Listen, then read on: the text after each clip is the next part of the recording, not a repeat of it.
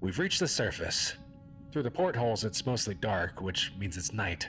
We can't go out yet because, for all we know, the atmosphere could be hydrochloric acid. Oh, We've got a ton of sensors outside of the ship analyzing a bunch of stuff. SCP-354 is the red pool. Now, I saw a bunch of videos on a couple of the channels that I react to that were going into great detail about a lot of the stuff in this red pool. And I feel like it's going to be a subject that we're going to touch on many times, but I knew that SCP Animated, Tales from the Foundation, had an animation on it, and that's what we're going to react to today. Supposedly, it's a red pool that does not follow the reality that we know, the same rules of our reality, and there's a lot of dangerous creatures that spawn from it. I have no idea what this thing is, but we're going to react to it today. Make sure to head on over to Tales from the Foundation, guys. Click subscribe, click the notification bell, and if you like reaction videos like this, make sure to subscribe to this channel as well. Let's get into the animation. All right. Is that a tentacles? Hello? Oh my This God. is Watch Station Epsilon 38. The Red Pool has just entered a period of extremely high activity. It keeps birthing these creatures. They're Holy extremely crap. hostile and unpredictable. And we need backup. Repeat, we need MTF units at Watch Station Epsilon 38 immediately. Look at the stuff coming out of it, dude. Hello? Command? We're going to need MTF Omega 7. Monsters. Yes, I'm positive. Open Pandora's box. Open Pandora's box?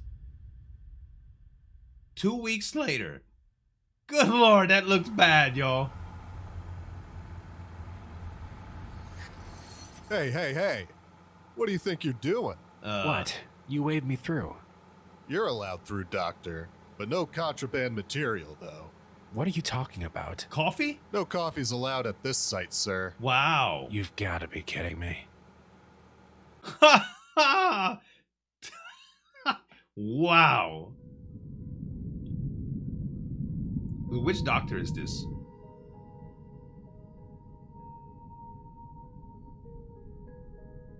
Alright, day one of the Red Pool exploratory mission. Ooh, Rotten sort of day to begin something like this, I tell ya. Dr. Calloway. Rumor has it that last night there was a total containment breach in some area or another. Okay. Then it turns out that there's no coffee allowed anywhere inside of Area 354. God knows why. And the whole mission almost ended in disaster when it turns out that they almost forgot to load the extra fuel on board. Who exactly is running the show around here? If they can't use coffee, I wonder if it's because the red pool substance can convert other liquids or something like that. That's the first thing that comes to mind. Anyway, we're now underway. Once everyone was on board, they set the rig in the pool, and we started diving a little while ago. I have to give the R&D guys their due. This thing is impressively engineered. It's basically a submarine with a drill attached to it. Okay. It's not hydrodynamic at all, but we're not really going swimming here. Right. We know that the red pool gets denser as you go down, so we'll probably have to start digging soon. In fact, for a while there, I had a definite feeling of going downward, but now we're dropping much more slowly. So it goes from The liquid to pilot, solid? Marty, says we're sinking at a rate of 10 meters an hour. Apparently at this depth, the pool is already getting pretty dense. Right. It'll be slow going for a while, and that's fine by me. After everything that happened out here, I'm not exactly excited to see where those abominations came from. Right. Huh. At about 4:30 a.m., gravity suddenly changed direction. Oh. Boy, that was a fun way to wake up. Huh. We're now rising rather than sinking. Whoa. Which means we're more than halfway there. Oh. What? We've reached the surface. Through the portholes, it's mostly dark, which means it's night. We can't go out yet because, for all we know, the atmosphere could be hydrochloric acid. Oh, We've got a ton of sensors outside of the ship analyzing a bunch of stuff.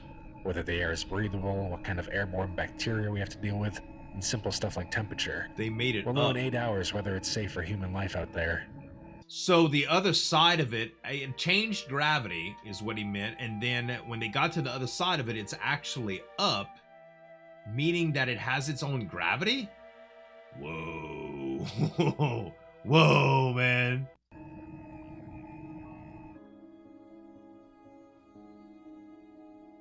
Surprisingly enough, it turns out the air is totally safe. It's surprisingly normal here, and Okay. it's winter on this side too. Good thing we brought our Canadian cold weather gear. Except it's been night for going on 20 hours now. Oh, wow. What's going on? Yeah. What's the... Huh. Dawn finally came. The sun was huge and red. Okay. Big surprise, I know. I'm a biologist, but I know enough about astronomy to know that we're orbiting a totally different star. Okay. Is this a different time, a different place? Different Or a dimension. different dimension? Mm-hmm. The D-Class Leroy guessed that we're in another plane of existence, Leroy. and I think he's probably closest. Yeah. The pool on this side is way bigger. More like a large pond or maybe a small lake. All The right. banks are more defined than on our side as well. Marty had to stay with the sub, so Leroy, Swanson, and I took an inflatable raft to the shore and headed north. Okay. The ground here, or at least around the pool, is almost totally devoid of plant life.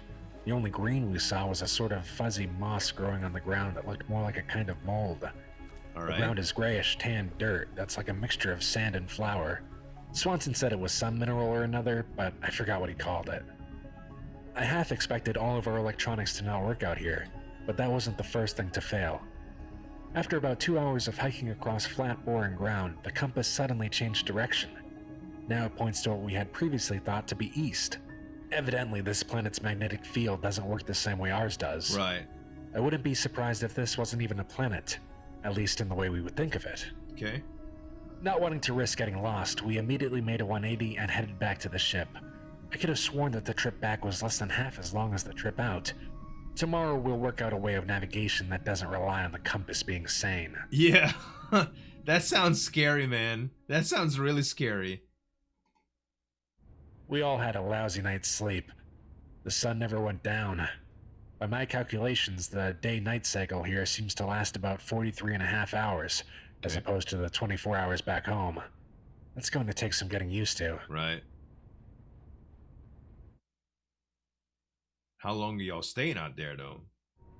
It just occurred to me that there's been no wind at all in this place. The result is dead silence.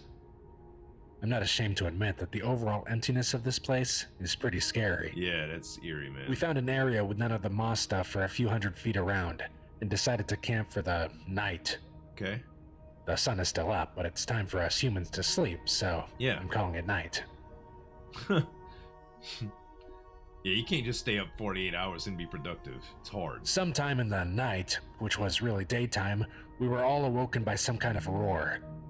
You remember what the T-Rex sounded like in that old movie Jurassic Park? Oh, damn. It sounded a lot like that. Big and reptilian. Right. It was so loud that I was certain whatever was making it couldn't be more than 20 feet away. But when we all got out of our tents, we didn't see anything. Huh. The whole area is so flat that we'd see any sort of animal within a Right. half mile or so, but there was nothing. Was it coming from the pool? We packed up camp and continued on. In the distance, the land seems to grow more hilly, and I think Okay. I see trees. Where there's that amount of plant life, there'll be fauna too. Considering what kind of creatures came out our side of the pool, I'm a Yeah. little scared. Right. But at least this long journey might be getting more interesting soon. You know, it seems like they would have gave him some sort of device or the equipment to make some sort of rudimentary cart or something to get around. I mean, they didn't know what to expect, but I mean, they were in some sort of sub. Why not make it big enough to actually put some sort of transportation on there, you know? I mean, even solar powered, they could probably get around some. Heck, we got skateboards that can move forward with battery power right now. Surely there's some sort of situation they could have got them to where they wouldn't have had to walk everywhere and they could have moved faster. The bare ground has ended. Now we're walking across a vast field of beautiful grass. Oh, It almost looks like a well-mown lawn. The grass seemed ordinary enough until Swanson tripped over a rock and arose to find his hands covered with several dozen bloody pinpricks. oh no. Apparently the tip of a blade of this grass is incredibly sharp. Very sharp. It easily punctures skin. Wow. It's no threat to our Foundation issue boots, but we all have to be careful not to fall on it. Yeah. We came to a tiny stream, really no more than a trickle. Swanson suggested we could refill our canteens, but Leroy wanted to check the water for something or other first. Yeah. Swanson took out some equipment and, after a few minutes, announced that it was not water, but liquid carbon dioxide. CO2 is usually a gas at this temperature, and it's never a liquid. The laws of physics don't seem to be working right. Weird. Very weird, dude. Haven't had time to record anything for a few days. We made it to an area sparsely populated by trees. The trees were ordinary, looked like birch, but the leaves were wrong. At some point, we lost Leroy. Oh no. This place is so quiet that none of us really feel comfortable talking, so we have no idea when we lost him. There's a good 8-hour window where he could have gone missing. Wow. We called to him, but none of us wanted to split up to look for him. During the night, a tree fell on Swanson's tent. He wasn't hurt and none of the gear was damaged, although the tent got mangled beyond repair. Dang. Swanson swears that the tree hadn't been that close when he pitched the thing, and none of us can tell what caused it to fall. Right. The trunk just snapped. We agreed not to pitch our Weird. tents anywhere near a tree from now on. Yeah. The Best next thing. day, which was really nighttime, we heard the same roar from a few days ago. It sounded exactly the same as before, and again, we have no idea what made the sound. We Dang. can't even agree which direction it came from. Now that it's just the two of us, it felt weirder sitting in silence, so I asked Swanson a bit about himself. Right. He's divorced and pretty down on his luck from what he told me. Oh man. And he's equally irritated about the coffee ban on the other side of the pool, but he doesn't know anything about why it isn't allowed. Maybe Okay. if this mission goes well, he can request a transfer to a more normal site. Well, as normal as they get in the Foundation. Right. So it's the D-class that went missing, yeah? What seemed to be a huge cliff in the distance turned out to be an artificially constructed wall. It's made of solid rusty iron, and it stands maybe 50 feet high. Wow. To the left and to the right, it goes on farther than the eye can see. I can't imagine how thick it is. We have no way around it. Our options were to go over it or through it. How would so you go over Swanson it? jerry-rigged some kind of blowtorch thing with our equipment. Oh, there you go. I swear, this guy is MacGyver. We cut a hole in the iron wall big What? enough for us to go through. It turns out it's only about 1/4 of an inch thick. But Okay. there's another wall behind it with less than a foot between. Apparently this thing has multiple layers. Swanson cut through 8 of them before we finally made it to the other side. Wow. The grass on this side is black. Not burnt or anything, it's just a different color. Colored. And finally there's some wind. I was getting tired of... Uh-oh.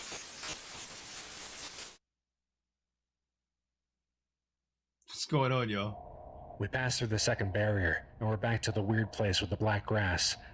I half expected the holes we cut through the walls to have sealed up or something, but they were still there, thank God, or whoever runs the show in this world. I don't think Swanson is going to make it through the night. He lost a lot of blood. Oh no. Oh no. I awoke to find that Swanson had crossed. I didn't want to do it, but I had no choice but to terminate him. I'm sure that something back home might have been able to help him, but I couldn't afford to have him slow me down. Right. There are only a few more days until... I made it back to the ship with only an hour or two to spare. Wow. The first thing Marty asked was what had happened to Swanson and Leroy. So he's as going if back. a few dead team members are our biggest problems right now. Marty has us underway, and we're definitely sinking. I just hope they don't... Wow. The log was discovered in the Central Foundation database. No such mission to explore SCP-354 has yet been suggested or approved. No records of any personnel mentioned in this log exist. The log's origin is unknown. Ricky!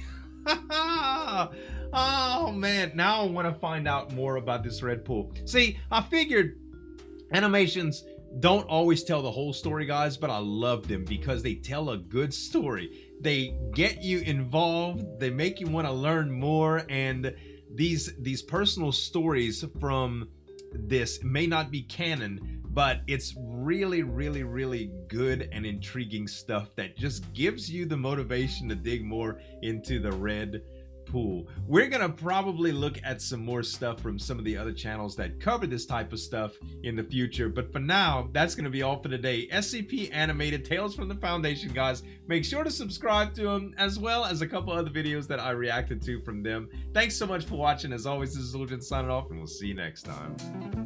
Break it down.